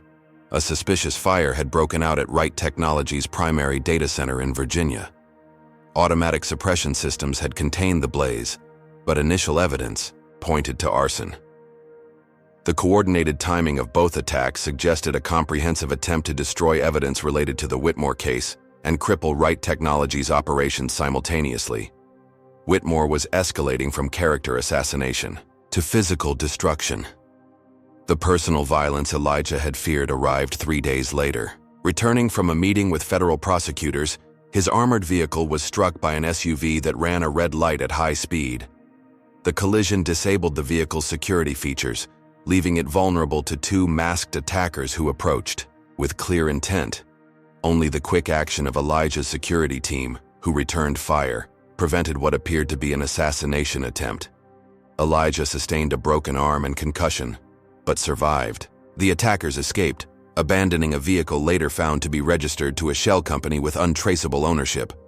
With his father hospitalized and threats escalating dangerously, Marcus initiated Dark Protocol, a contingency plan developed years earlier for worst-case scenarios. Wright family members dispersed to secure locations, digital communications ceased, and a skeleton crew of trusted executives maintained company operations using pre-planned security measures. Marcus himself disappeared from public view, operating from a series of rotating safe houses with elite security personnel. The Wright family had effectively gone underground, a dramatic step that generated tremendous media speculation, but made them significantly harder targets. From secure locations, Marcus orchestrated their most significant counterattack yet. Working with a small team of trusted legal and security advisors, he compiled comprehensive evidence not just of Whitmore's assault and subsequent obstruction efforts, but his entire pattern of corporate malfeasance, judicial manipulation, and now, violent escalation. Rather than filtering this information through potentially compromised legal channels, Marcus employed Whitmore's own tactics against him: strategic leaks to key media contacts. The first leak revealed Whitmore Technologies' decades-long history of racial discrimination, including internal emails where Whitmore discussed deliberately limiting advancement opportunities for minority employees. Next came documentation of Whitmore's offshore accounts funding organizations classified as hate groups by the Southern Poverty Law Center. Finally, evidence linking Whitmore to the coordinated attacks on Wright Technologies' infrastructure was provided to investigative journalists who had previously covered corporate crime. The media firestorm exceeded even Marcus's expectations. Whitmore's carefully cultivated image collapsed under the weight of irrefutable evidence. Cable news ran special reports on the Whitmore files, exploring how he had maintained his position, despite a history of discriminatory practices. Business publications questioned how board members had allowed such behavior to continue. Most damaging were the financial revelations. Whitmore had apparently been diverting company funds to personal accounts for years, a fact that energized shareholders already concerned about the company's declining market position. Public opinion, which had been carefully manipulated through Whitmore's media connections, shifted dramatically. Protests formed outside Whitmore Technologies' headquarters. Major clients issued statements re-evaluating their relationship with the company. Investment analysts downgraded the stock, triggering a 28% drop in 2 days. Even Whitmore's allies began distancing themselves, unwilling to be associated with increasingly toxic revelations. The Prometheus Club quietly removed his portrait from their gallery, a symbolic rejection that would have been unthinkable months earlier. As Whitmore's corporate and social position deteriorated, his desperation grew. Wright Security intercepted a direct threat to Marcus's life, a message sent through dark web channels offering $1 million for information on his location. The FBI, now fully engaged due to the interstate nature of the threats, provided additional security resources and opened multiple investigations into Whitmore's activities. What had begun as a simple assault case had evolved into one of the largest corporate crime investigations in recent history. Marcus, operating from an undisclosed location, received intelligence that Whitmore's board of directors had called an emergency meeting. Anonymous sources reported heated arguments and security being called to remove Whitmore when he became erratic and threatening toward board members questioning his leadership. By evening, Business News reported that Whitmore had been placed on temporary leave, pending internal investigations. Corporate language for what amounted to a coup against a once untouchable CEO. With Whitmore's corporate power base crumbling, his remaining allies began abandoning him. Politicians returned his campaign contributions. Charitable organizations removed his name from donor lists. Social clubs rescinded memberships. The isolation strategy Marcus had employed was working. Whitmore was experiencing the same systematic rejection he had attempted to inflict on the Wright family. The man who had built his identity on power and connections suddenly found himself without either. As federal investigations intensified, Wright Security detected unusual movement around Whitmore's private airfield. Surveillance footage showed supplies and luggage being loaded onto his Gulfstream G650 in the middle of the night. Flight plans filed and quickly amended suggested he was preparing to flee to a jurisdiction without extradition treaties with the United States. Marcus immediately alerted federal authorities, who placed holds on Whitmore's passports and increased surveillance on all his properties. The final confirmation of Whitmore's intentions came from an unexpected source. His personal pilot contacted Wright Security through intermediaries, concerned about potentially illegal flight plans he'd been asked to prepare. The pilot provided details of Whitmore's planned departure, scheduled for 3 a.m. the following morning, with intended destination deliberately obscured through multiple flight plan amendments. The destination, when decoded, revealed a small, island nation known for protecting wealthy fugitives from international justice. Marcus now faced a crucial decision. Federal authorities had been notified but were moving with bureaucratic caution, uncertain whether they had sufficient grounds to prevent a private citizen's travel. By the time warrants were secured, Whitmore might be beyond reach. The legal case that had cost the Wright family so much in business, reputation, and personal safety might end with Whitmore simply escaping consequences entirely. After everything they had endured, justice could still be denied through one final act of privilege, the ability to simply leave jurisdiction when accountability loomed. After consulting with his father, still recovering from the attack, Marcus made his decision. He would personally ensure Whitmore faced justice, not through violence or extra-legal means, but by being present to witness and document any escape attempt, making it impossible for authorities to claim uncertainty about Whitmore's intentions. It was a high-risk strategy that would place Marcus in direct proximity to the man who had orchestrated multiple attacks against his family, but it would also conclusively end any possibility of Whitmore avoiding consequences through flight. As midnight approached, Marcus prepared for what might be the most dangerous confrontation yet. He had survived Whitmore's assault, weathered attacks on his character, business, and family, and exposed corruption that extended to the highest levels of power. Now he would face the man himself one final time, not as a passive victim of unexpected violence, but as an equal adversary who had dismantled Whitmore's carefully constructed world of privilege and protection.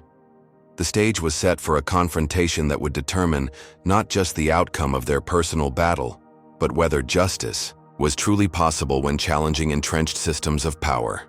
The private airfield outside Boston sat shrouded in pre-dawn darkness as Marcus Wright positioned himself near the main hangar. Having anticipated Whitmore might accelerate his departure timeline after the pilot's betrayal, Marcus had arrived, hours early, accompanied by a minimal security detail stationed at strategic perimeters. A federal agent maintained discreet contact from nearby, awaiting sufficient cause for intervention. Though the agent had expressed strong reservations about Marcus's presence, he understood the practical reality. Without Marcus as witness, Whitmore would likely claim a routine business trip if intercepted. At 2:15 a.m., headlights approached the airfield's private access road. Marcus activated the recording equipment integrated into his clothing, technology developed by Wright Technologies for law enforcement, but not yet commercially available. Two vehicles entered the secured area, a black Range Rover followed by a cargo van. The Range Rover parked directly beside the Gulfstream G650 bearing Whitmore Technologies logo. Robert Whitmore emerged, noticeably thinner than in recent media appearances, his movements displaying the hypervigilance of someone expecting pursuit.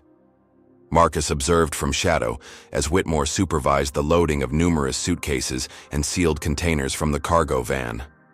The aircraft's engines began, preliminary startup procedures, confirmation lights illuminating the private jet's elegant fuselage. Whitmore appeared agitated, repeatedly checking his watch and scanning surroundings. Whatever documentation delays he had anticipated with authorities had apparently been resolved. His escape seemed imminent. With the federal agent still awaiting formal authorization to intervene, Marcus made his decision. He stepped from concealment and walked calmly toward the aircraft, hands visible to avoid any perception of threat. "Leaving without saying goodbye, Robert?" he called, voice carrying easily in the night air. Whitmore spun toward the voice, expression transforming from surprise to rage upon recognizing Marcus. The security personnel loading luggage reached inside their jackets, but Whitmore gestured for them to stand down. "Right," Whitmore acknowledged coldly. "Following me to private property now? That's a criminal offense." His tone carried forced confidence, undermined by the visible tension in his posture. Marcus continued his measured approach, stopping at a calculated distance, close enough for clear conversation, sufficiently distant to react if threatened. "Criminal offenses seem to be the theme lately," Marcus replied. "Assault, witness intimidation, corporate espionage, attempted murder of my father, and now fleeing prosecution." Whitmore glanced toward the idling aircraft, then back to Marcus. "You have no authority to interfere with my travel plans. I have business overseas." The practiced corporate dismissiveness had returned to his voice, though it rang hollow under the circumstances. "Business in a non-extradition country, coincidentally," Marcus noted, with luggage suggesting a one-way trip, while under federal investigation. Something shifted in Whitmore's demeanor, a calculation seemingly resolved. He dismissed his security team with a sharp gesture. "Give us a moment. Wait in the car." When they hesitated, his voice hardened. "Now." The men retreated reluctantly, leaving Whitmore and Marcus alone beside the aircraft's stairs. The confrontation both men had been moving toward for months had finally arrived. No lawyers, no media, no proxies. Just the two individuals whose collision had escalated into a battle exposing America's racial and power dynamics.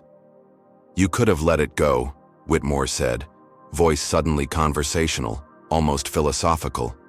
"One incident, a momentary loss of control. You had to make it into this crusade." His tone suggested genuine bewilderment that Marcus hadn't simply accepted the assault as an unfortunate reality. "We could have resolved it privately, businessman to businessman. Instead, you've destroyed everything I've built over 40 years. Marcus studied the man who had caused such havoc in his life. "I didn't destroy anything, Robert. You did that yourself. First with the assault. Then with every escalating attempt to escape consequences. I simply refused to disappear." He gestured toward the aircraft. "Even now, you're still trying to escape rather than accept responsibility. That's why this continued. Not because of my actions, but because of your absolute certainty that rules shouldn't apply to you." Whitmore's carefully maintained facade finally cracked. "Rules," he spat. "You people are always talking about rules and fairness. I built something real, created jobs, generated wealth. Then your father appears with his diversity grants and political connections, playing the race card all the way to billions." The mask had slipped completely now, revealing the ideology beneath. "You don't belong in that first-class cabin. You don't belong in boardrooms. You're tolerated because of political correctness, nothing more." Marcus activated the recording feature without drawing attention to it. Whitmore continued, seemingly relieved to finally speak his true thoughts. "Your kind always pushes until there's pushback. That's all that happened on that plane. Pushback. You needed reminding of your place." His voice had taken on a lecturer's tone, as if explaining obvious truths. "This country's being destroyed by people like you demanding special treatment, while contributing nothing." "Special treatment," Marcus repeated quietly. "Like expecting not to be assaulted on an airplane? Like expecting laws to be applied equally?" He maintained perfect composure despite Whitmore's increasingly explicit racism. "What exactly did I do on that flight that warranted being struck? Exist too confidently? Sit in a seat I'd purchased? Fail to show sufficient deference?" Whitmore stepped closer, finger jabbing toward Marcus's chest. "You disrespected me. I saw how you looked at me, judging, thinking yourself superior." His voice had risen, control slipping further. "Your father built his fortune on preferential government, contracts and diversity mandates. My company was built through real innovation and merit, not handouts and quotas." Marcus allowed momentary silence to emphasize the irony. "My father started coding in a garage with $200 to his name, built revolutionary software that transformed data security. He was rejected by 68 venture capital firms. Before finding funding, many cited culture fit concerns rather than any issue with his technology." The calm recitation of facts seemed to further agitate Whitmore. "Meanwhile, you started with $1 million loan from your father and connections to every major bank through your Prometheus Club membership." The mention of the club visibly startled Whitmore. "You know nothing about—" he began, then stopped, reassessing Marcus with new wariness. "You were there, in the club." The realization seemed to genuinely shock him, as if the penetration of this sacred space of privilege represented a more significant violation than any of his actions against Marcus. "I've been many places you didn't expect," Marcus replied evenly, "including here tonight, witnessing your attempt to flee rather than face consequences like any other citizen would." He gestured toward the waiting plane.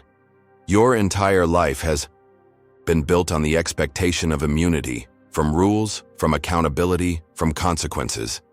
That ends tonight." Something dangerous flickered in Whitmore's eyes. "You think you've won? This is temporary. People like me always recover. The system exists to ensure that." His hand moved toward his jacket, causing Marcus to tense slightly. Your victory tour is premature, right? Very premature. The implied threat hung in the air between them. The confrontation escalated with startling suddenness. Whitmore lunged forward, producing not a weapon as Marcus had feared, but a small canister, pepper spray, aimed directly at Marcus's face. Only Marcus's trained reflexes, honed through months of security protocols, allowed him to deflect the attack partially. Even so, the chemical caught the edge of his vision, causing immediate searing pain. Through watering eyes, he saw Whitmore rushing toward the aircraft stairs. Marcus could have retreated, allowing federal agents to handle the situation. Instead, drawing on self-defense training initially undertaken after the original assault, he pursued Whitmore despite his impaired vision. He caught the older man at the aircraft stairs, grasping his jacket. Whitmore spun, swinging wildly with a desperation born of knowing his freedom hung in the balance. The punch connected with Marcus's jaw, but lacked the power to deter him. What followed wasn't the prolonged struggle typical of action films, but the brief, decisive exchange characteristic of real confrontations. Marcus employed a simple restraint technique, pinning Whitmore against the aircraft's fuselage with controlled pressure. "It's over, Robert," he stated firmly, despite the burning in his eyes. "Federal agents are already approaching. The only question is whether you leave in handcuffs or on a gurney. Your choice." Whitmore's security personnel had begun moving toward the altercation, but froze as federal agents emerged from concealment, weapons drawn. "Federal agents, hands visible." The commanding voice cut through the night air. Marcus maintained his hold until agents reached them, then stepped back, hands raised to indicate compliance. Whitmore, seeing escape routes vanish, slumped in defeat as agents secured him. The senior agent approached Marcus, who was still struggling with the effects of the pepper spray. "Mr. Wright, we have a medical team standing by." He glanced toward Whitmore, now being read Miranda rights. "We were minutes from authorization when you approached. Risky move." There was grudging respect in his tone despite the mild rebuke. "But effective. We found documentation in his possession confirming flight risk, and based on your recording, we've got additional charges to add." As medical personnel treated his chemical exposure, Marcus watched Whitmore being placed in a federal vehicle. The man who had struck him on that flight 6 months earlier, who had then unleashed corporate resources, social connections, and eventually violence to avoid responsibility, was finally facing consequences. He had lost his company, reputation, freedom, and the untouchable status he had enjoyed for decades. Yet Marcus felt no vindication, only a weary recognition of how much both sides had lost in a battle that should never have been necessary. The horizon showed the first hint of dawn as federal agents continued gathering evidence from Whitmore's aircraft and vehicles. An agent approached Marcus with an evidence bag containing multiple passports and identity documents in various names, all bearing Whitmore's photograph. "He wasn't just fleeing temporarily," the agent noted. "He was planning to disappear permanently." Another agent cataloged bearer bonds and diamonds, untraceable assets that further confirmed Whitmore's intentions. As the adrenaline of confrontation faded, Marcus found himself reflecting on what Whitmore had revealed in those unguarded moments. The assault had never really been about spilled water or perceived threats. It had been about Whitmore's fundamental belief that Marcus's presence in first class represented an intrusion into spaces reserved for people like himself. No amount of Wright family success, not Harvard degrees, not billions in corporate value, not philanthropic contributions, could overcome that core belief that they remained somehow illegitimate, tolerated, rather than truly accepted. When federal agents requested a formal statement, Marcus displayed unexpected grace. "I'll provide comprehensive testimony about tonight's events and the original assault," he told the lead investigator. "But I won't press for maximum penalties." When the agent looked surprised, Marcus explained, "This was never about destroying Whitmore. It was about establishing that no one should be beyond accountability. Justice doesn't require vengeance." As dawn broke fully over the airfield, news crews began arriving, alerted by sources within law enforcement. The image of Robert Whitmore, once among America's most respected business leaders, being escorted into federal custody would lead broadcasts nationwide within hours. Equally powerful was footage of Marcus Wright, still bearing visible effects of pepper spray, calmly providing statements to authorities. The visual contrast between Whitmore's rage and Marcus's dignity would become symbolic of their entire conflict. The confrontation that had begun 6 months earlier with a slap in an airplane cabin had concluded with Whitmore's desperate final attempt to escape justice. Through persistence, strategic thinking, and remarkably maintained dignity despite relentless attacks, Marcus Wright had accomplished what many considered impossible, holding a powerful, connected man accountable for an act most would have expected to go unpunished. In doing so, he had exposed not just one man's racism, but an entire interconnected system designed to protect privilege from consequences. The question remaining was whether this victory represented meaningful change or merely an exceptional case that would leave deeper structures intact. 1 year after Robert Whitmore's arrest at the private airfield, Marcus Wright sat in the hushed federal courtroom as Judge Amira Patel delivered the verdict. The trial had captivated the nation, expanding far beyond the original assault to encompass charges of witness tampering, obstruction of justice, corporate espionage, and attempted flight to avoid prosecution. Evidence uncovered during investigation had revealed a pattern of racism and corruption spanning decades. Whitmore, once celebrated on business magazine covers, now sat diminished in a standard suit, his custom shirts and Italian ties abandoned for the duration of proceedings. "The defendant will rise," Judge Patel instructed. Whitmore stood slowly, the confident posture of corporate authority replaced by the stiff movements of a man facing consequences for perhaps the first time. Judge Patel's voice carried clearly through the courtroom. "Robert Alexander Whitmore, this court finds you guilty on 17 counts, including assault, witness intimidation, obstruction of justice, corporate espionage, and conspiracy." She paused, reviewing her notes. "Before sentencing, I wish to address the broader implications of this case." Judge Patel removed her glasses, addressing not just Whitmore, but the packed courtroom. "This proceeding has revealed troubling evidence of systems designed to protect certain individuals from accountability based on wealth, connection, and racial privilege. When Mr. Whitmore assaulted Mr. Wright, he did so believing these systems would shield him from consequences. For many months, they nearly did." Her gaze swept the gallery. "This case demonstrates both how our justice system can fail and how it can eventually succeed when sufficient evidence and persistence overcome structural barriers." The sentencing reflected the severity of combined charges: 8 years in federal prison, $30 million in fines, and restitution to victims of corporate espionage and discrimination. While less than the maximum possible penalty, the sentence represented unprecedented accountability for conduct that would typically have been settled privately or dismissed entirely. As Whitmore was escorted from the courtroom, he locked eyes, briefly with Marcus, a look not of contrition, but of continued disbelief that the systems protecting him had ultimately failed. Outside the courthouse, Marcus declined the opportunity for triumphant statements to assembled media. Instead, he spoke briefly about systemic change. This case was never about one man or one incident. It was about challenging systems that determine who receives justice and who doesn't based on wealth, connection, and race. True accountability shouldn't require extraordinary resources and persistence to achieve. Until that changes, we haven't truly addressed the underlying problem. The airline that had initially tried to minimize the incident had undergone significant transformation following public pressure and legal consequences. Beyond financial settlements with Marcus and Sophia Reynolds, they had implemented comprehensive anti-bias training, revised reporting procedures for incidents, and created an independent oversight board including civil rights experts. Sophia Reynolds, initially vilified for coming forward, had been vindicated and now served as a consultant for the airline's reformed practices. When contacted for this story, Sophia reflected on her journey.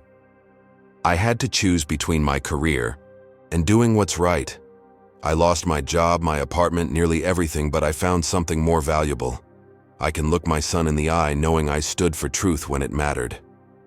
With support from the Wright Foundation, she had completed a degree in organizational ethics and now worked helping companies implement meaningful accountability systems. Her son had received a full scholarship to complete his education.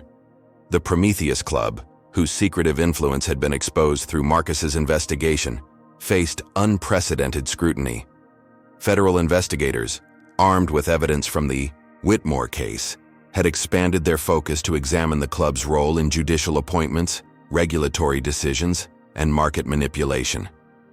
While the club itself wasn't illegal, specific activities coordinated through its network had triggered multiple investigations. Membership had reportedly declined as public companies became wary of association with an organization under federal scrutiny. For Wright Technologies, the aftermath brought both challenges and opportunities.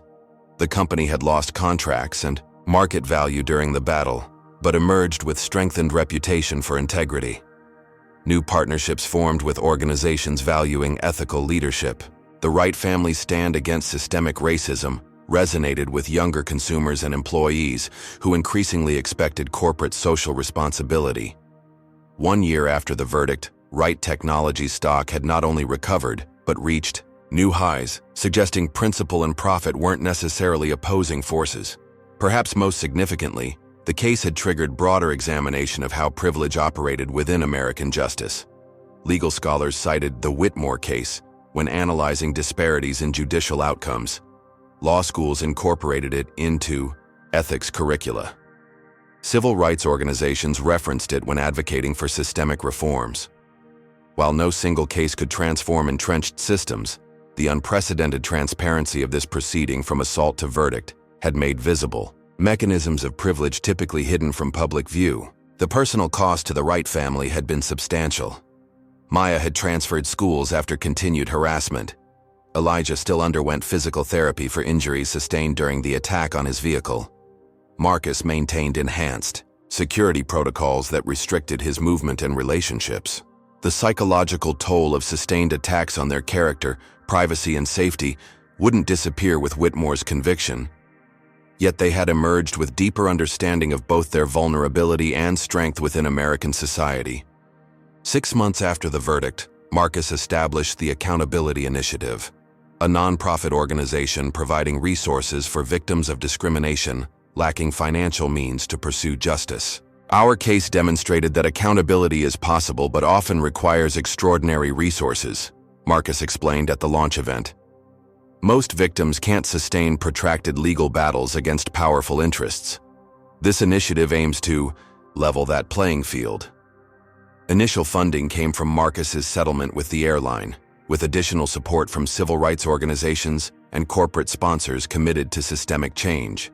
The Wright Foundation expanded its technology education programs in underserved communities, with particular emphasis on preparing students for careers in cybersecurity and AI development fields where racial disparities remained pronounced.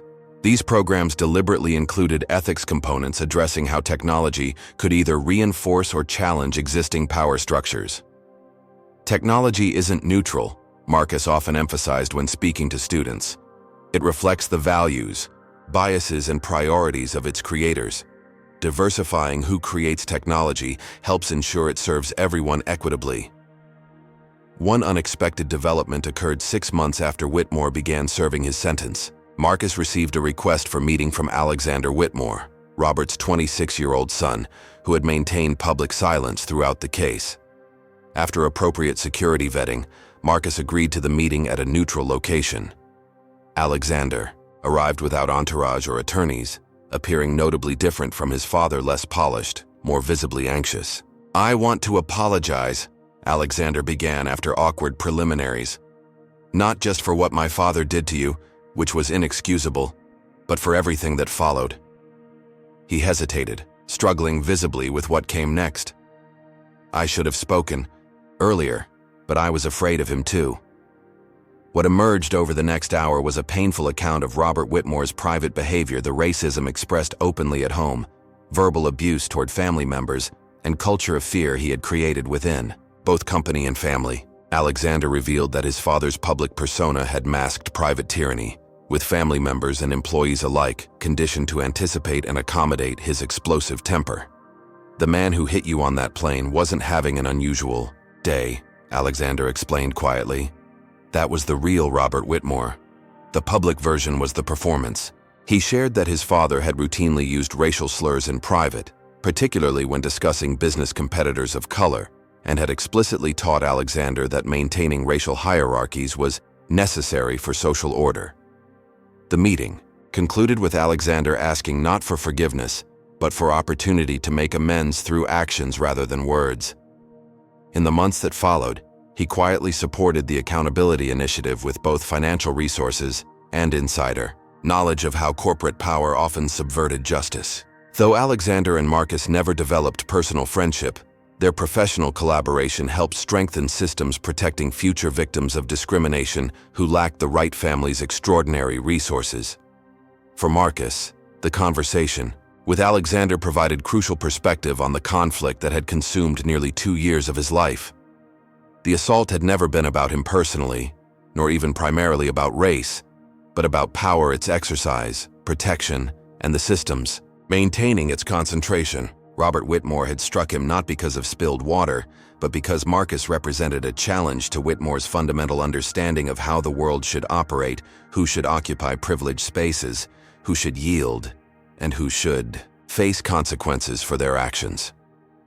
As Marcus reflected on the long journey from that moment in the aircraft cabin to the establishment of the Accountability Initiative, he recognized that their victory, while significant, represented only incremental change to deeply entrenched systems. True transformation would require sustained effort across generations. The systems protecting privilege had developed over centuries and wouldn't be dismantled through a single case, no matter how high profile.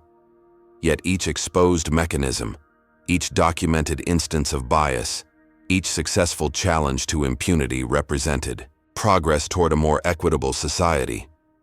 In his office overlooking Manhattan, Marcus kept a framed photograph taken the day of the verdict, showing himself standing between his father and Sophia Reynolds. The image captured 3 people who had risked different things for the same principle that accountability shouldn't depend on wealth, connection, or race. Their individual journeys had converged in a case that exposed not just one man's actions, but an entire ecosystem designed to protect privilege from consequences.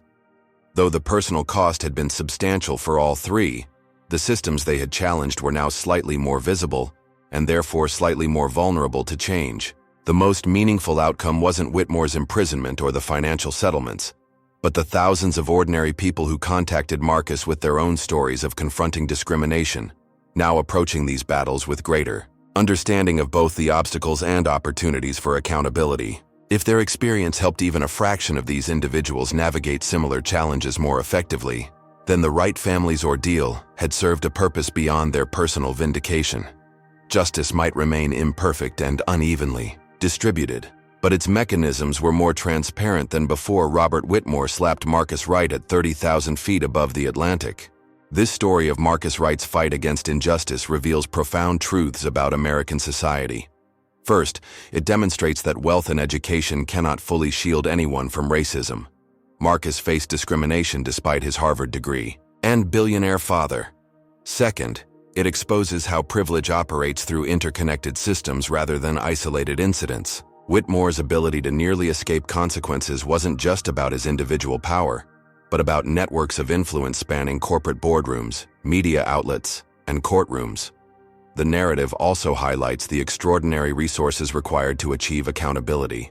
The Wright family prevailed because they possessed wealth, technological capabilities, legal connections, and persistent determination that most victims of discrimination simply don't have. This underscores a disturbing reality. Justice often depends on one's ability to withstand prolonged attacks on multiple fronts.